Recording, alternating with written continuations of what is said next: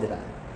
Tax ضروری ہوتے ہیں مملکت کو چلانے کے لیے، ورنہ مملکت نہیں چلتی، لیکن ٹیکس کا ایک نظام ہوتا ہے، اس کے مختلف ہوتے ہیں معاملات۔ جی ایس ٹی ایسے نہیں بڑی ہوئی ہوتی کہ آپ کے گھر میں بھلے کھانا پکے نہ پکے حکومت کا خرچہ آنا چاہیے، جی ایس ٹی ایسی نہیں ہوتی، بہرحال ہمارے ملک کا قانون ہے بھگتے، لیکن اس کو اسلام کے معاملے میں نہ لے کر آئیں۔